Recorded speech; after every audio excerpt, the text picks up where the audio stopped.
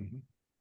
Hello, and welcome to this talk in the ALACT speaker series. ALACT is the Association for Informal Logic and Critical Thinking, and I am Donna Warren, Vice President of ALACT, delighted to welcome you to a talk about straw men, how people react to being straw manned, and empirical study. Our speakers are John Casey from the Department of Philosophy at Northwestern Illinois University, Jennifer Schumann, the Department of English at University of Fribourg, and Scott Aikin, who's also a contributor to this work, is unable to join us today, but I do want him to be acknowledged. So I turn it over to you, Casey and Jennifer. Hi, everybody. Yeah, Scott, they're having a meeting, a very important meeting you couldn't miss at Vanderbilt today. But today, what we're going to have, so I'll give a brief introduction to the overall project, but the lead person on this project is Jennifer. Her name should go first in the authorship in case for future reference. Then Scott, then me. So what our project regards straw manning. So of course, people are pretty familiar with straw manning. It's and so I'm going to tell you just the origin story of the project, and since time is of the essence, I'll be brief, and Jennifer will get into the nitty-gritty of this. But so this all started many years ago, 15, maybe more years ago, when I communicated with Scott over the internet about a paper he and Rob Talese had written on a version of straw manning called weak manning. So weak manning is a kind of it's a version of straw manning where you're actually not misrepresenting anybody. You're being completely accurate. You're quoting them. You're quoting them exactly. You're not taking the words out of context. It just so happens that the argument is terrible, and there are other better arguments available in the dialectical context. So that got me thinking. It's like, well, if there's weak manning, there's sort of general straw manning, which is a kind of distortion. Then there's some other versions of straw manning, like hollow manning, or there's the kind of a reverse version of straw manning, which is iron manning, and many other various things like that. So Scott and I wrote this up in a book, and in the course of that project, we ran into the problem of, well, what is it that makes this stuff effective? And it's this straw man has long been discussed in the literature, and of course, a long-standing concept in the fallacy literature is what is called the psychological or the appearance condition of fallaciousness. That is, a fallacy needs to somehow deceive. And it struck us that there's a sense in which the straw man is an impossibly dumb strategy, because if you misrepresent somebody's argument to their face, they're not going to buy it. And I remember there was a paper that Marcin Lewinsky gave many years ago, or not too many years ago, in 2020 at the OSA. And I raised that objection to him. And then subsequently, Cat Stevens had wrote a paper on this, suggesting some conditions for straw manning somebody to their face. And so Scott and I came up with this distinction that Jennifer's going to discuss between a second and a third person employment of straw manning. So with that, I'm going to turn it over to Jennifer. Yeah, so let's start our adventure exactly there. When we talk about the straw man, let's consider the following scenario first. So if we imagine a discussion where you and your colleague are talking about some work-related issues, and at one point in the discussion, your colleague starts straw manning your point of view to you, and he does so with the idea or the intention to persuade you of the falsity of your view. Well, what would your intuitive reaction be in such a situation? Well, it's unlikely, as John just said, that you would find that actually convincing. So you might say now, well, okay, we know that. That is not surprising, but do we actually know that? So Let's go a step back and look at Aikin and Casey's book from 22, where they talk about the effectiveness puzzle. So they make a distinction between three essential aspects. So there's the speaker, the target, and the audience. And the audience can itself be split into two subcategories. So we have a dyadic scenario where the target and the audience are the same. So this is what they would call the second person strawman. And then there's the triadic scenario where the target and the audience are actually two distinct entities, so a third person strawman. The intuition that they have there is that the second person strawman is unlikely to be effective in these cases. Now, they approach the effectiveness puzzle with two models. The first one is the agonistic one. And this is where the speaker wants the target to know about the strategy. So he's openly unfair and the strawman detection is actually wanted. So they want their interlocutor to know that they are strawmanning them. This can then result in different tactics. So the target concedes and is then no longer arguing. The target could also show meta-argumentative skills to accommodate the new burden of proof. But essentially, it boils down to the conclusion that the speaker is successful in outmaneuvering its target.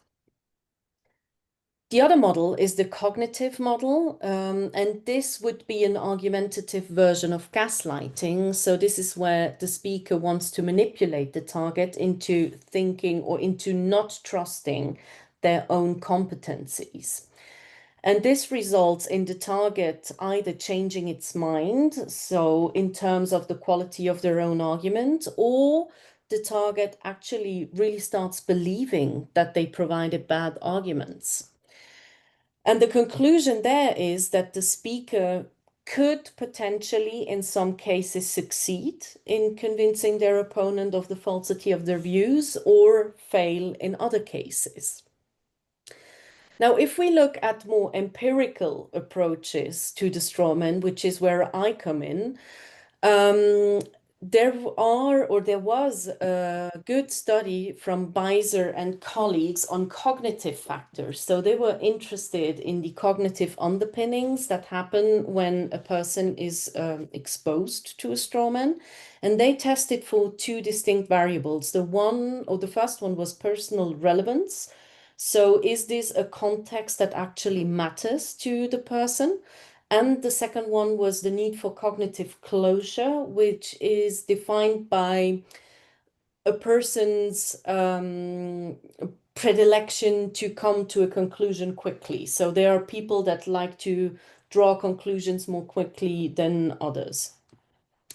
And their main findings were that people are actually able to detect strawmen, so they are not that persuasive, and that these two cognitive factors that I just mentioned actually have an influence.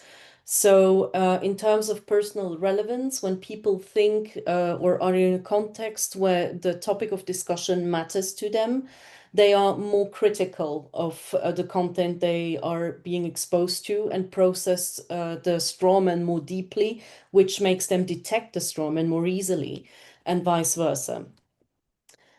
And in my PhD thesis that I defended in 22, I was mostly interested in the pragmatic factors. So really linguistic hints, cues that can be used to formulate a strawman. And I tested different variables, such as the locus of misrepresentation. So does it make a difference whether you misrepresent a standpoint or an argument? How the use of causal connectives like since, given that, as, etc. influences the strawman perception. The type of misrepresentation, so do you reformulate something in an explicit or implicit way? The information structure, does it make a difference when you go in a standpoint argument order or argument standpoint order, etc. And my main findings there were also that people are able to detect the straw man. So intuitively, they feel that something is off about the statements I presented them with, and that these linguistic cues can have a difference in terms of the acceptability. So you can make it less, more or less acceptable, but they will still catch the straw man. So what these two empirical approaches have in common is that both of them focus on the straw man in the third person. So the scenarios that were presented to the participants always showed a dialogue between two people, and the participant was the audience that judged what was going on between these two people. Now, one aspect John, Scott, and I quickly started discussing when we talked about a potential collaboration was, well, what's it with political orientation? Because when we look at the straw man, this is something, or this is a fallacy that frequently occurs in political contexts. And people's evaluations of arguments have been shown to be influenced by their political orientation. So Kosowska and colleagues, for example, they showed that a right-wing ideology is more likely to be associated by lay people with factual inaccuracy, but there were several large differences across items because it really depended on the topic people saw. Budesheim and colleagues looked into people's identification with the source, so the speaker of the argument, and they were able to show that this in and out group distinction is also something that plays quite an essential role when it comes to argument evaluation. And people rate candidates with beliefs that converge with their opinions more favorably than their opponents. And lastly, there is also a study by Blasnik and colleagues where they were able to show that people associate the use of fallacious reasoning more frequently with right-oriented camps, especially with populist discourse. Mm-hmm. So we tried to merge all of these backgrounds into three hypotheses and research questions. So three research questions and hypotheses. The first one, or the most crucial research question we wanted to look at was whether participants find strawman arguments directed at them persuasive or not. So the second person strawman here. And we thought that people will not be persuaded when addressed by a strawman compared to the non-fallacious variant. We also thought that it is more likely that they would oppose such an argument and that they would rather or more likely use a non-fallacious version of that argument themselves. The second question we asked ourselves was whether the left or right orientation of the strawman itself, so the formulation of the argument, makes a difference in terms of persuasiveness. And there we thought that left-oriented positions will more likely be accepted based on the persuasiveness and political orientation literature. And we also thought that this would then trigger more oppositional stance when exposed to right-oriented strawmen, and conversely that they would more likely use a left-oriented strawman. And the last question we had was factoring in the political views of the participants. And we thought that people on the left were more accepting of strawmen based on the right, vice versa. And then they would oppose left-sided strawmen more and rather use a strawman based on right-sided positions. Now, to the crispy part, in terms of the materials, we came up with an experimental design that included 4 conditions. We had a left-oriented standpoint that was then attacked with a strawman, and it looked like this. So what the participants saw were exactly these words and this framing, What they didn't saw were the what they didn't see were the colors. So they didn't see the part highlighted in green. It was just regular black. The same thing for the red one. But they saw the U in bold because we wanted to emphasize this framing or this idea that they are the ones that endorse these positions to simulate the second personal strawman. So it read, imagine the following scenario. You and your conversation partner are talking about gun control. So this was kind of the introduction to the topic of discussion. And then you tell your conversation partner that gun ownership should be regulated. This was the standpoint that they had to defend. At one point in the conversation, your conversation partner replies a transitional statement, which is then followed by the strawman by their fictive opponent. So according to you, owning guns should be outlawed because guns are scary.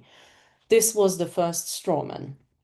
Now, we took the exact same words with the exact same standpoint. So as you can see here, nothing changes until the last part here. So it's only the red part, the strawman part, that changes in this condition. And it reads, owning guns should be regulated because guns pose a public health problem. So this was the non-fallacious counterpart. And then we did the same thing for the right-oriented standpoint. We tried to keep it as similar as possible in terms of wording, but we had to adapt the standpoint to accommodate for the right-wing strawman here. So gun ownership should be part of one's personal freedom, which was the standpoint they had to defend here. And the strawman by their fictive interlocutor, owning guns should be an inviolable right because guns are in the American Constitution. And then we had the non-fallacious counterstatement, where again only the strawman part changed, or here in this case, the non-fallacious phrasing. Owning guns should be legal because people have a right to defend themselves. Now, in terms of measures, how did we measure that? We came up with 3 different questions. So the first one was merely transitional. It introduced the actual measures. We asked them, well, how would you react in this kind of situation? And the 3 questions measured 3 different dimensions. The first one aimed at the persuasiveness. Would you be persuaded by the argument? And the second one at the rhetorical effectiveness. So would they consider this to be a good rhetorical device to use? And to kind of counterbalance that, we wanted to ask them also whether they would oppose this kind of argument. So this was kind of a control also to see whether they looked at the 3 questions in a distinct way. For the participants, so we recruited 143 participants in a balanced sample. So we had 70 females, 73 male, or 70 males, 3 non-binaries, with an age range between 18 and 79 years. They were all pre-screened on a crowdsourcing platform called Prolific.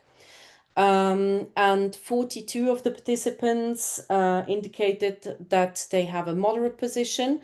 So for the analyses, we excluded them because we only wanted to contrast right and left in this case. But we could use the data at a later stage and factor it in to see whether we find differences also with more moderate people. And also for the final pool, we had a balanced sample between liberals and conservatives, so it was 50-50. And in terms of procedure, the experiment was set up on Qualtrics, and at the beginning they had to answer to a consent form.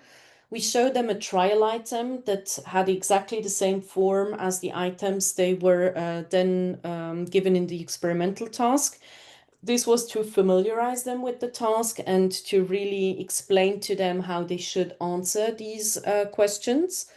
They saw 32 items, so 32 of these scenarios in 4 conditions. One item could appear in 4 different conditions, but each participant only saw one of these possible 4, which means that they saw 8 items per condition in total. So 8 times a left plus strawman, left orientation without strawman, right orientation with, and right orientation without strawman. And then we had these 3 questions. They answered on a slider scale ranging from 0 to 10, and the average completion time was 22 minutes. And now this is where it gets really interesting, the results. So this looks more complicated than it actually is. We have 2 boxes. The box on the left represents the participants on the left side of the political spectrum.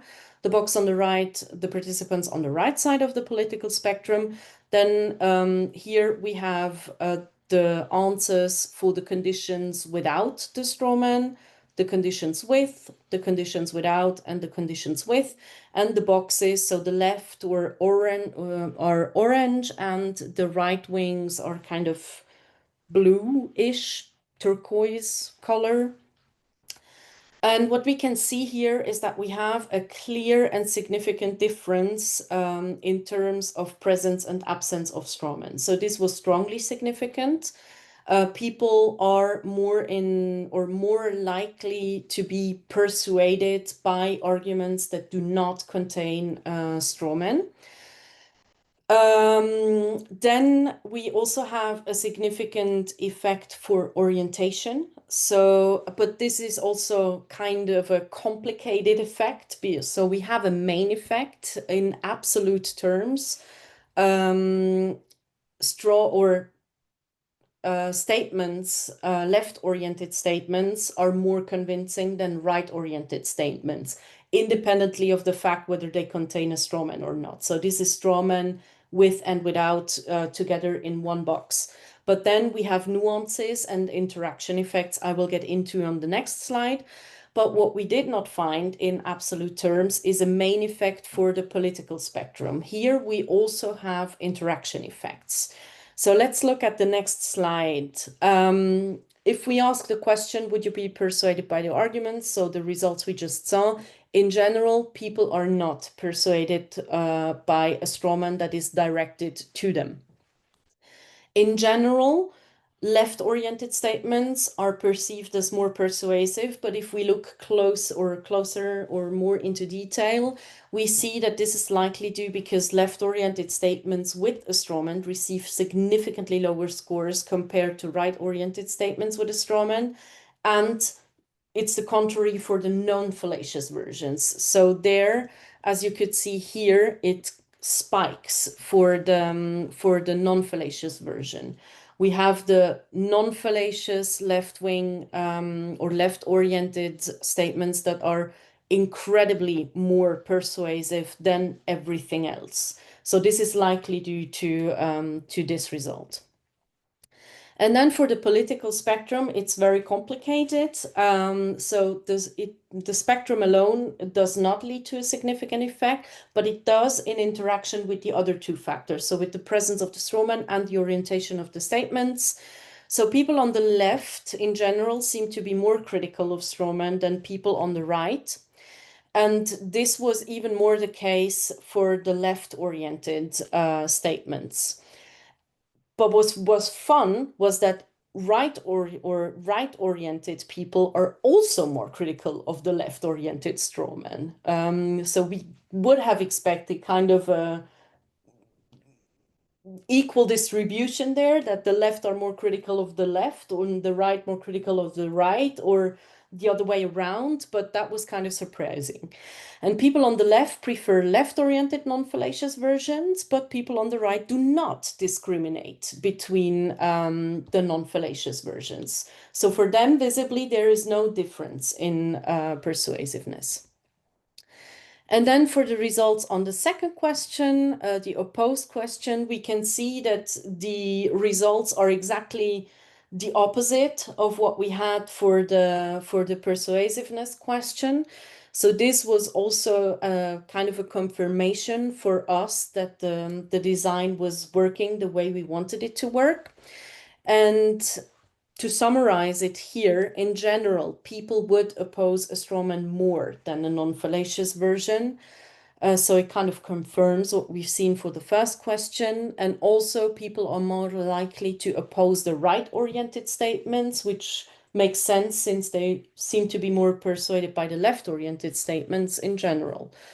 And then we also had significant interactions for the orientation of the statements. So without the strawman, it seems that right-oriented statements generate stronger reaction, but when the strawman was present, it was the left-oriented statements that generated stronger reactions. And for the political spectrum alone, there was no significant effect as for the first question. In terms of interactions, we see that when people when we look at people on the left side of the spectrum, they equally oppose left and right oriented strawmen. So for them, a strawman is a strawman. People on the left oppose right-oriented non-fallacious versions more. So they have a really strong preference for the non-fallacious left-oriented versions, so their own camp. People on the right oppose left-oriented strawmen more, and people on the right equally oppose non-fallacious statements. And the last question we had in the experiment was the likeliness to use the strawman. And here we see similar results as for the first question. So the patterns are quite similar here with slight differences. In general, again, people would rather use non-fallacious versions. So again, we have this confirmation that the strawman in the U form does not work in terms of persuasiveness or rhetorical effectiveness. In general, people would rather use the left-oriented statement. So this is also the same thing as we've already seen for the two previous questions. We have significant interactions, so non-fallacious statements. When we have non-fallacious statements, it's the left-oriented ones that score higher in terms of likeliness to use. And when we have a strawman statement, it's the right-oriented ones that score higher in terms of likeliness to use. And for the political spectrum alone, Again, we do not have a significant effect, but it only turns out to be significant in interaction with the other two factors. People on the right are more in favor of using strawman. People on the left, less in favor. And people on the left, they do not make a difference in terms of the orientation of the strawman, but they prefer the left ones when they are non-fallacious. And people on the right, they are more inclined to use the right-oriented strawman, but they also prefer the left non-fallacious statement, which was kind of surprising to us. So, in conclusion, this is quite a lot of detailed results, but what we can take away from this presentation is that a strawman is not persuasive to the target.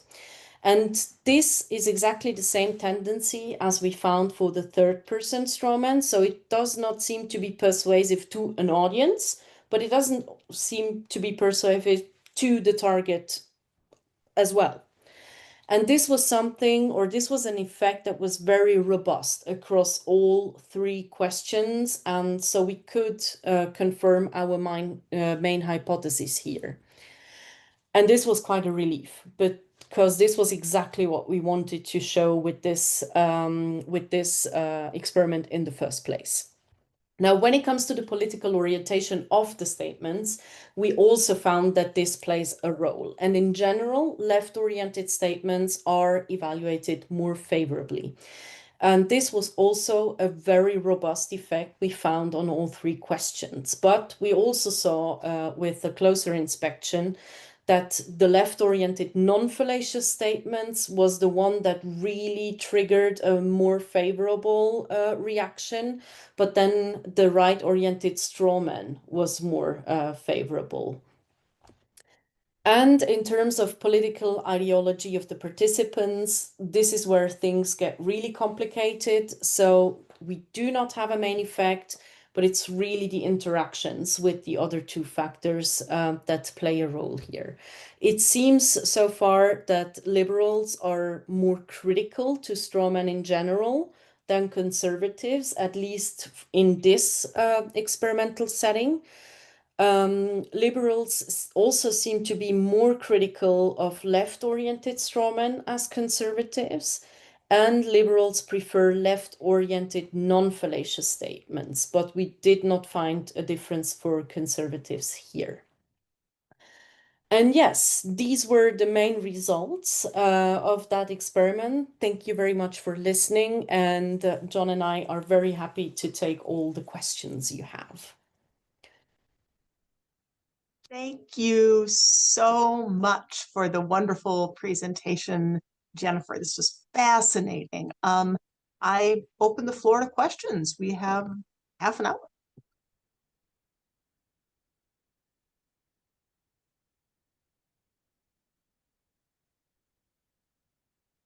Mark.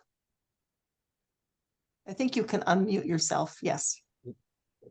Hi, great presentation and very interesting. Could you show the four statements again? Yes.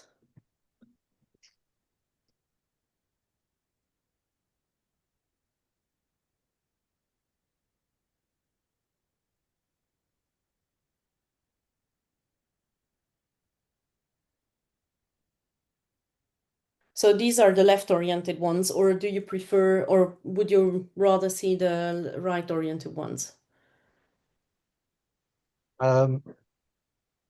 So I guess it seems to me, I mean, well, both, but talk about the left one first. It seems to me that the non-fallacious statement could be interpreted as fallacious if you think that framing gun deaths as a public health problem is a category mistake, right? Mhm. I mean, it's kind of, I mean, when this kind of language was used at first, it was sort of provocative to, Mhm. you know, to state it as a public health problem. And then with the right-oriented statements,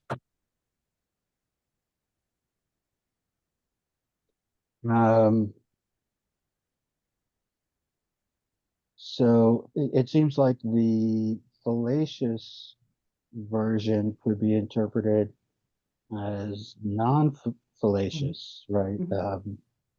Yeah, it's owning guns should be an inviolable right because guns are in the American Constitution. I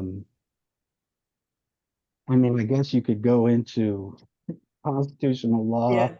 and what exactly the Second Amendment says, et cetera, but it seems open to a non-fallacious interpretation. Yes. So when we started designing these items, we were very quickly faced with a huge problem, and that was to put ourselves in the shoes of right-oriented people and try to come up with statements that they would use, because we noticed that we are not in that camp. So it was quite difficult. And then our main thought there was we don't want it to be the non-fallacious statement completely without any critique. So we still wanted to have kind of a legitimate critique of the aspect that was being discussed within this statement, so that we don't.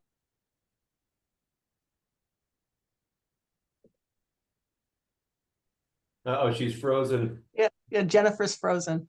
Well, let's see, but it was we had 30 sub of these, and they it was a challenge to get, like Jennifer was saying, it's a challenge to put ourselves in the minds of people that we don't, views we don't necessarily inhabit. Oh, you're back. Oh, sorry. I think my That's okay. connection tells me it's late in the evening, go to bed or something. Yeah. So I was just killing time until you came back. So yeah, we wanted to have a legitimate critique in the non-fallacious statements, or some kind of critique, not something that was fallacious, but something that was critical enough to kind of match the tone in the fallacious version. That was the general idea we had. And this is probably why you caught it as, well, it could be interpreted as a straw man. Yeah, I think in addition to that, it was another difficulty we faced was predicting what kind of other interpretive strategies people would bring to the questions. We took the claim, for instance, about the Constitution to be a very simplistic version of the gun rights argument. And that there were stronger versions of that. But again, since we don't inhabit that space, it's a bit challenging. Yeah. And you also don't have to forget that we had 32 of these statements.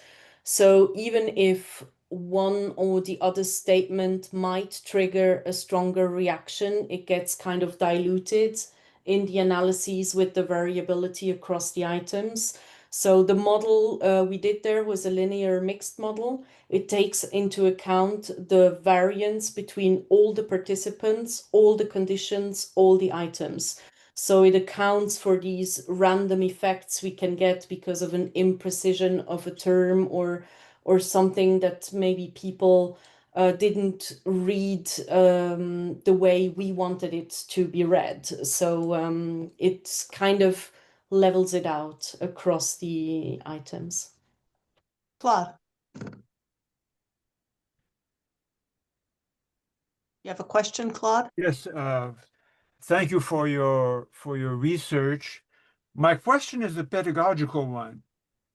What practical lessons can you draw from this research that teachers can use in their teaching of critical thinking, good reasoning, applied logic? My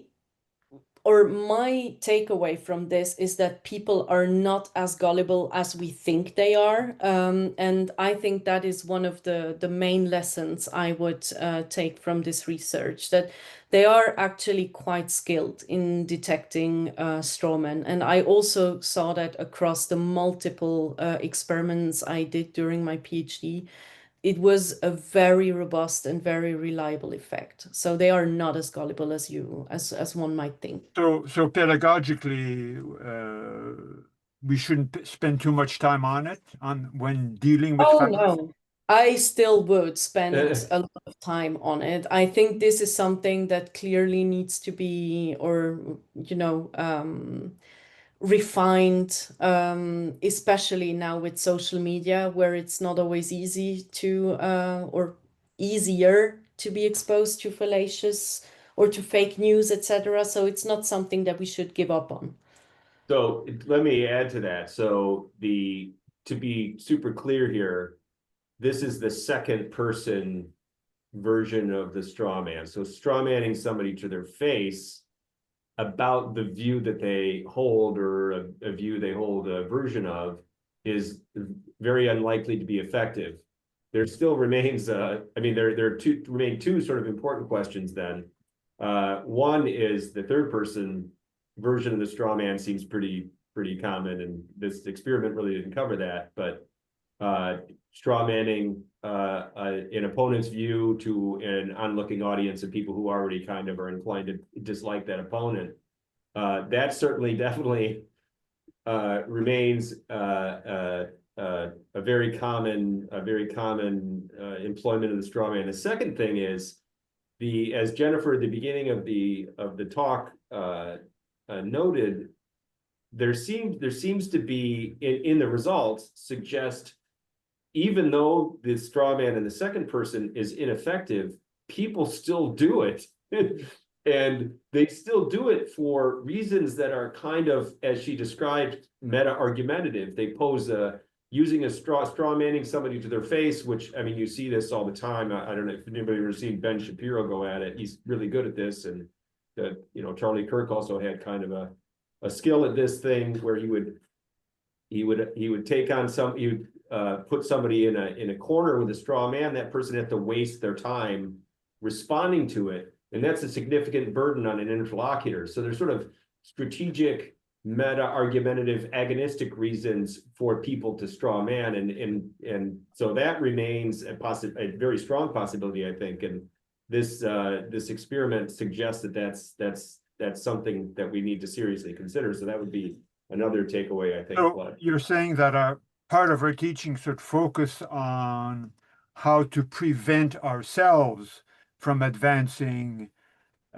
straw man arguments, usually in order to emotionally dominate, intimidate, those sorts of things. Well, yeah, I mean that there's that, and then I mean, I don't think we have any advice on what to do when somebody does it to you.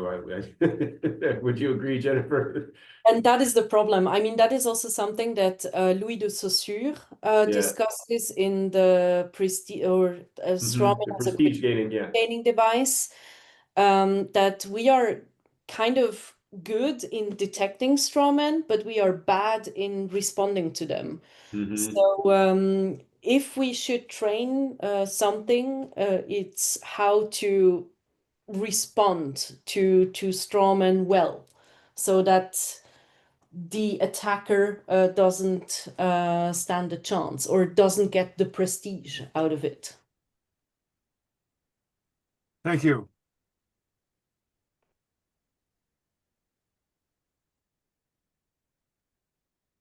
What other questions do we have? Yeah. Okay. As far as the response goes, there seems to be a really quick response, namely, hey, that ain't my position. Hey, that ain't my argument. But how effective is that? Is there any research in trying to cut off that kind of straw manning? Because I think you're absolutely right. They're out there just to straw man you and waste your time trying to rectify things, to get back on the track with respect to the discussion. And but how effective is just saying that ain't me? Mm-hmm. So in psychology, there's something called the staining effect. That when you get attacked or when you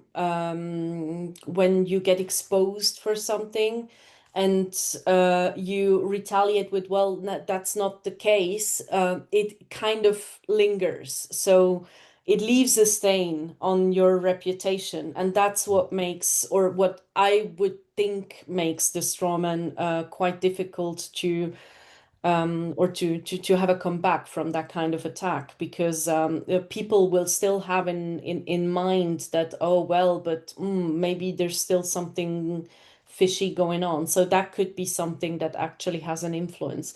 But I don't know whether it has been tested so far in argumentative settings.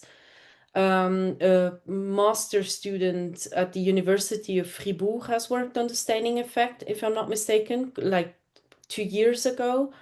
But I don't know the details of her study, unfortunately.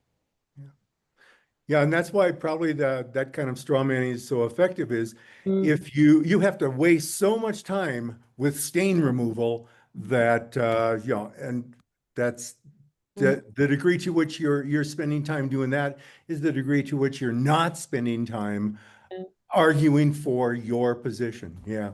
Yeah, The so problem is that it switches the burden of proof, because when you say, well, it's that's actually not what I said, you have to prove why this or your opponent has depicted your position wrong. So you're kind of in a vulnerable position when you have to do that. Yeah, I don't know if anybody remembers and I might be remembering a Saturday Night Live version of this, so I apologize if that's true, but Al Gore responding to George Bush I have a distinct memory of him saying that is a personal attack and I will not respond to it. So, which just made him look like a kind of a schmuck, and it was completely ineffective rhetorically.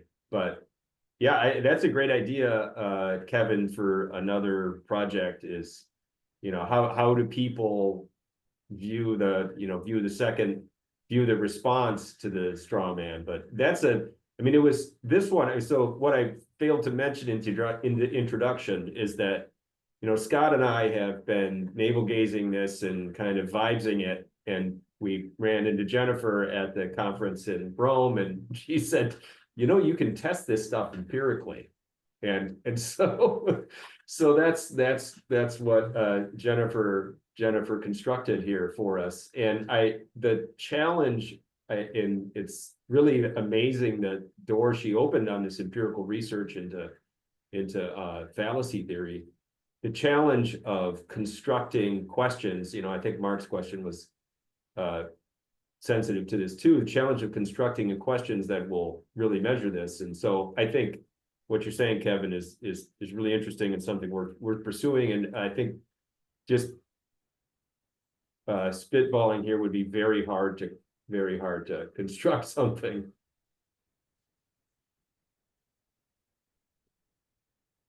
But it's food for thought. Yeah. So I have plenty of ideas already from this discussion we had here on how to continue. Mm-hmm.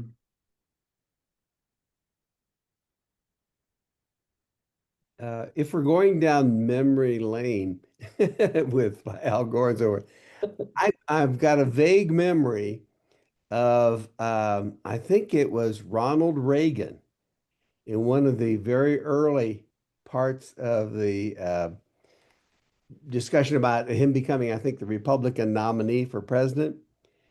And basically what he did was respond to something, as I'm remembering it, with kind of a humor.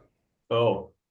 And, and I don't remember the specifics of it, but it was like, there you go again. Yes, there you go again. Yes.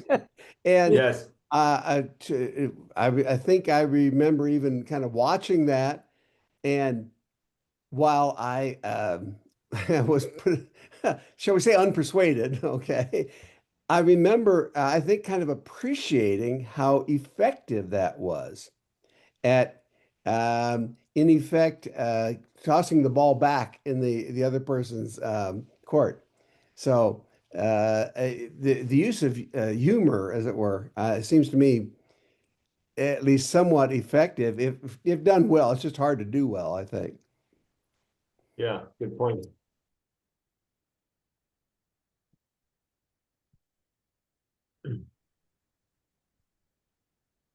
Gilbert?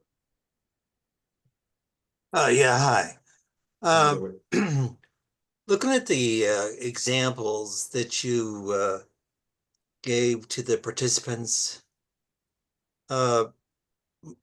a worry that I sort of have is that they're so pared down, and there's so little detail that it may be hard for participants to even see that a straw man might be being taken. So one thing we actually do not want is to have like straw men that are so blatantly clear that people go, oh, this is something that triggers a reaction, there's something off, because then the ratings would be kind of through the roof in these cases. So we want to have examples that are sneaky, because this is what we frequently encounter also in day-to-day conversations, sneaky examples of straw men. So that is actually something we try to control for in the experimental design. And of course, we do have very little detail in terms of context, etc. And that's why it is so important to have very detailed instructions in the beginning of an experiment. so that people are clear on, or are in the clear on what we expect them to do. So we take an example that follows the same structure, and we walk them through each aspect of it and what we want them to address. But we we have to trust that people are capable of doing so to some extent. Okay, that makes sense, but it still seems to me really pared down to have the one interlocutor give a short sentence, and then the other interlocutor another very short sentence, and that's it. Mhm. All the examples. I mean, have you tried ones that are a little bit more, tiny bit more elaborate? In this case, no. In this case, we really had the same structure. But we could, of course, go for longer text spans and compare these kind of experimentals, or compare longer text spans in an experimental setting. So the problem is that we have to agree on a design and then stick to the design, so that we have maximum comparability between the items. But we could, of course, imagine something that is more elaborate and has more context, and maybe also more arguments and more standpoints, where only one is then distorted, etc. Okay, Yeah, there's sorry, Gilbert, I cut you off. you go ahead. There's a paper on this in from Baudry, Palmieri, and Massimo Pigliucci about fallacy theory in general, suffering from the problem you've just described. Like, well, when you're theorizing about fallacies, a short example is great, but when you're out in reality, there's a lot of nuance, and so that if you kind of struggle between, we need to make it clear that we need to have a clear instance of a mistake, but it needs to be somehow passable. Somehow passable as something someone might realistically say, and that's a sliding scale.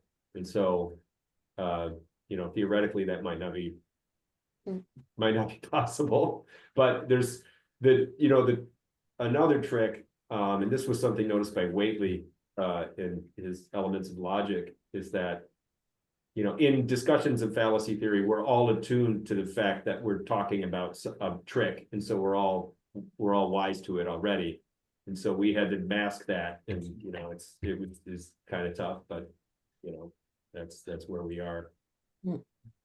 And I think we can also look at it as a bottom-up kind of approach. So now we know how it works in short text spans, and or short turns in discussions, and now we can extend it to larger contexts.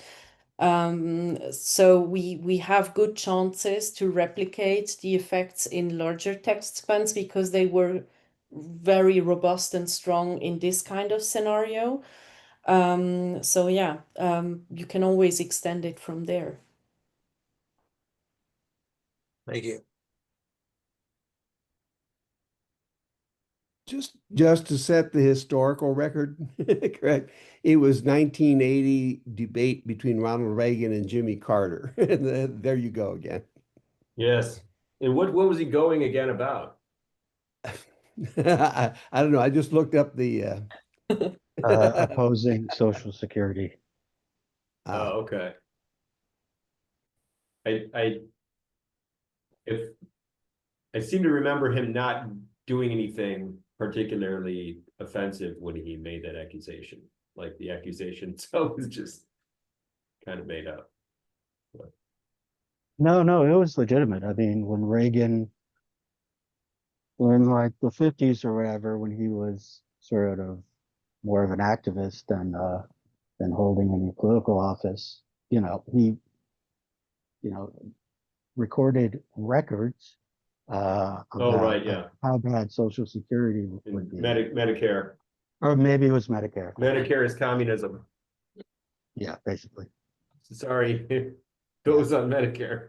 And it was something like your kids will ask you about the day freedom died when Yeah, yeah. but it's the there you go again to Carter. Like, what was Carter doing to earn the there you go again? What mistake was Carter allegedly making?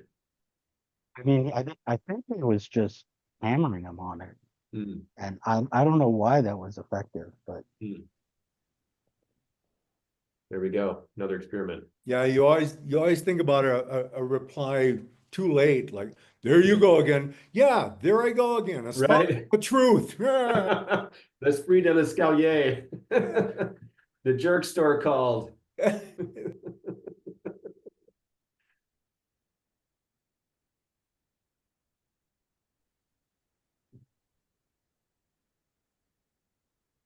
Well, I think that we might be almost at time. I think is there one really quick question we can sneak in?